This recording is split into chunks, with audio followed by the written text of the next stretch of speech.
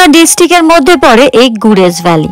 শ্রীনগর থেকে 123 কিলোমিটার দূরত্বে এই গুরেজ ভ্যালি।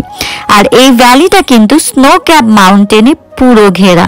আর শ্রীনগর থেকে গুরেজ যাওয়ার জন্য পেয়ে যাবে রেন্টে কার, শেয়ার কার, সমস্ত কিছু।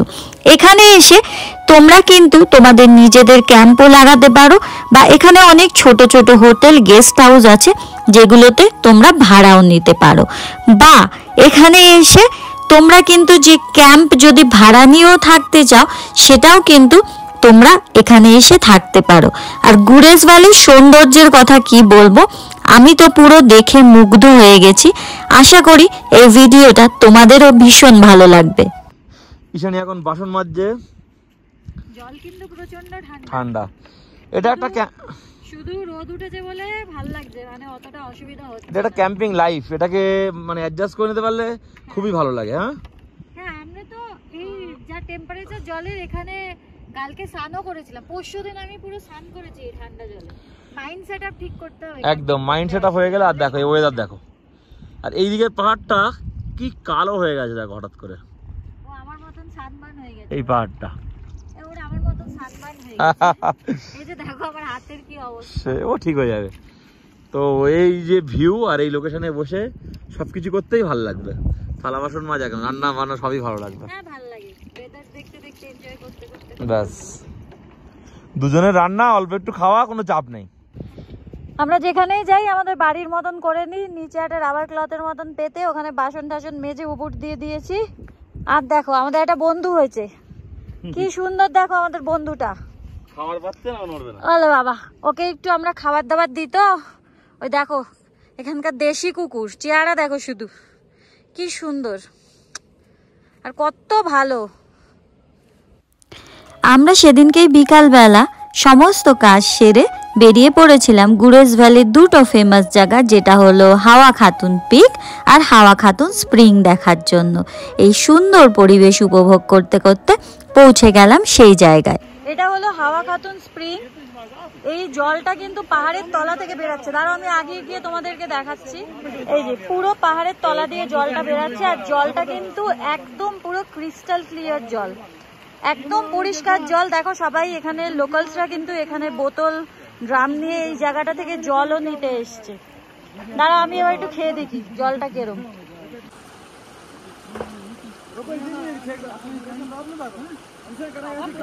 ঠান্ডা।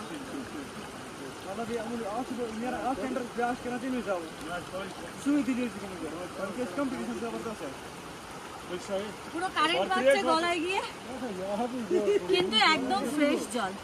চলো এবার তোমাদেরকে হাওয়া খাতুন পিকটা একটু দেখিয়ে আনি। অ্যাকচুয়ালি যাই হোক, জলটা নাকি ওই ভেতর থেকে আসতো।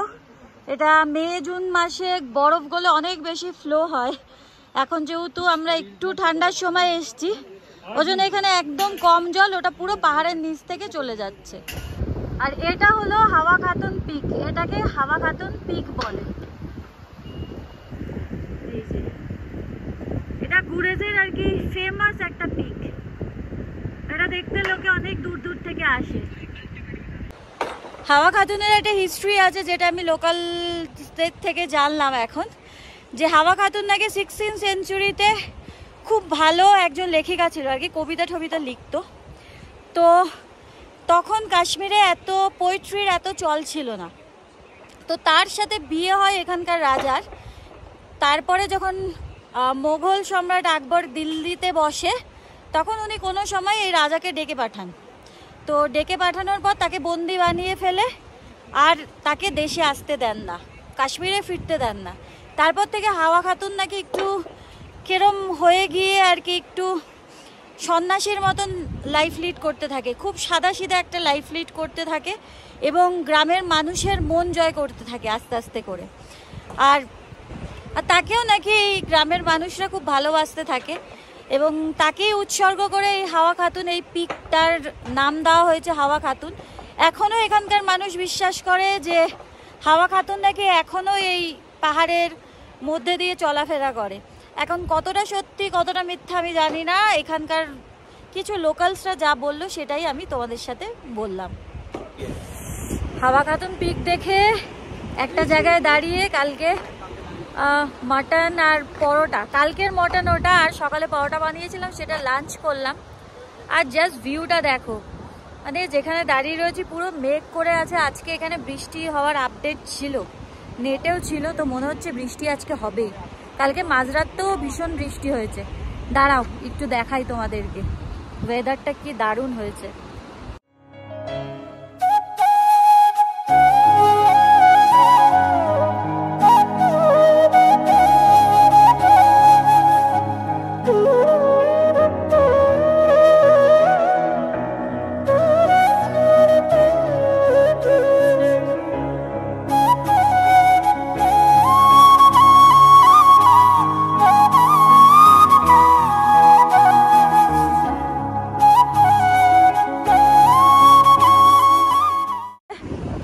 ঠান্ডা লাগছে এবার?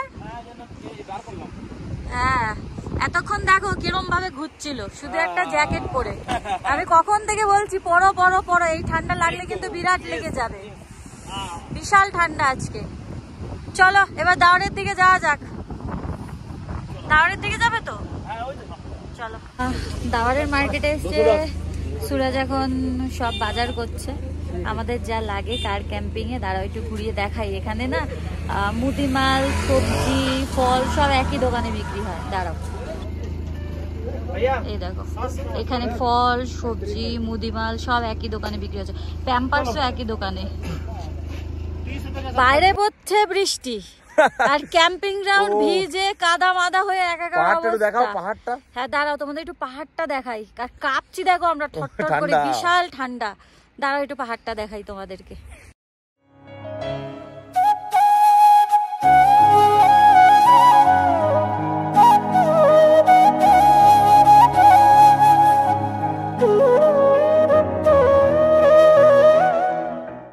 বাইরে ঝমঝম করে বৃষ্টি হচ্ছে। আমি আর সুরাজ একটা ক্যাফেতে এসেছি, ক্যাফেটার নাম লগ হাট ক্যাফে। কি খাবে? কফি আর মোমো খাবে বলতো? হ্যাঁ, কফি। ক্যাফে ডেকোরেশনটা বেশ সুন্দর, কিন্তু ভাই ভেতরে মারাত্মক ঠান্ডা আর বাইরে ঝমঝম করে বৃষ্টি পড়ছে। আর ওপরটা টিনের চাল, সেই মানে প্রচন্ড জোরে সাউন্ড হচ্ছে। দেখি একটু কফি টফি খাই। গিয়েছিলাম ক্যাফেতে, ক্যাফেওয়ালা বলছে এখন আর অর্ডার নেওয়া যাবে না, তাড়াতাড়ি তাড়াতাড়ি অর্ডার দিতে হবে। তো আমরা তো ভেবেছিলাম ডিনার করবো গিয়ে, তো সেটা তো আর হলো না। তো আমরা একটা ছোট্ট একটা দোকানে এসেছি, এখানে একটা এই ব্রেড চলে, মানে নানের মতন একটা ব্রেড চলে, সেটা অলরেডি আমাদের হাফ খাওয়া হয়ে গেছে। আর এই যে চা নিয়েছি আমরা দুজনে। এখন ভাবছি হ্যাঁ চাটা খুব ভালো বানায়, পুরো আমুলের যে ওই মিল্ক আছে ওই মিল্কে বানায় আর কি, ওই যেটা ওই পাউচ না, যেটা ওই কন্টেনারের মতন আসে ওটা দিয়ে বানিয়েছে। হেভি হয়েছে চাটা খেতে। তো খেয়ে দিয়ে দেখি রাত্রে ডিনার করে চলে যাব ক্যাম্প করতে। কিন্তু আমরা এখন একটু গিয়ে আমরা আমাদের গাড়ি বাড়িতে চলে যাব, কিন্তু আমরা একটু চিন্তায় পড়ে গেছি যে যা বৃষ্টি হচ্ছে সে গাড়ি বাড়ি অ্যারেঞ্জ করা একটু ঠিক করে মুশকিল হয়ে যাবে। তবে হ্যাঁ আমরা ওখানেই থাকবো, কারণ ওটাই আমাদের জন্য সেফ, আর খুব গরমও হয় ভেতরে। আজকে বাইরে থেকে দুটো টেন্ট বসেছে, ওরা 5 জন আছে। আমাদের কাছে এসে জিজ্ঞাসা করছিল যে দাদা তোমরা আছো কিনা, দাদা দিদি তোমরা এখানে আছো কিনা। আমরা বলেছি হ্যাঁ, ওর জন্য ওরা ওখানে টেন্টটা আমাদের ঠিক একটু দূরেই লাগিয়েছে। আর সুরাজ একটা কাশ্মীরের জামা বানাতে দিয়েছে। কি ওইটাকে কি বলে? কি ফেরেন, যাই হোক একটা জামা বানাতে দিয়েছে এখানে, ওটাও আনতে যাব আমরা। চলো যাওয়া যাক তাহলে। চলো। এই যে দেখো আমাদের গ্যাসটা কিভাবে রিফিল করছে ওরা, বেশি হয়ে গেছিল সেটা বের করে দিচ্ছে। এত ভরা ভরেছে যে একদম পুরো একদম ভর্তি করে ফেলেছে ভুল করে, নতুন জানে না ও। যেখান থেকে গ্যাস ভরাচ্ছিলাম সেই লোকটা সুরজকে আবার বুদ্ধি দিয়েছে, কোন খান্ডিয়াল টপ। তো বুদ্ধি তো দিয়েছে। এই সন্ধ্যাবেলা এখন আমরা যাচ্ছি খান্ডিয়াল টপ। সন্ধ্যা তো তোমার জন্য হয়েছে। যাই হোক ওই খান্ডিয়াল টপে তুমি তো আর বলনি যে আমরা খান্ডিয়াল টপ যাব।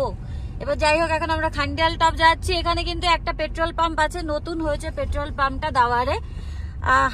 তোর পাশ থেকে কোথায় রাস্তা আছে সেখান থেকে, ও এই যে এই কানেক্টিং, মানে এইদিকে দাওয়ার চলে যাচ্ছে, আর এই যে এই রাস্তাটা দিয়ে আমরা ওপরে উঠে যাব খান্ডিয়াল টপের দিকে। এই যে আমাদের নিচে গাড়ি, আর এই পাশ থেকেই রাস্তা চলে গেছে, তোমাদেরকে দেখালাম। আর এই যে আমরা উঠছি খান্ডিয়াল টপে, আর ওই যে সুরজ দাঁড়িয়ে রয়েছে। বাবা অনেকটাই ওপরে উঠে গেছি, আর এই ওপর থেকে পুরো দাওয়ার ভিলেজটাকে দেখা যায়। কি সুন্দর লাগছে বলো।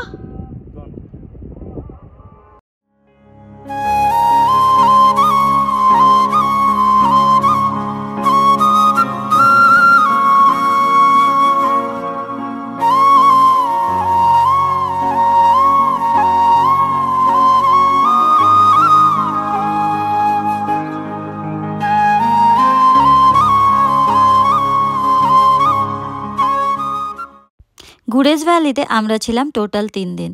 তো 3 দিনের ব্লগ করতে গেলে অনেক বড় হয়ে যেত, তাই আমি মিলিয়ে মিশিয়ে তোমাদের সামনে যতটা পেরেছি তুলে ধরেছি।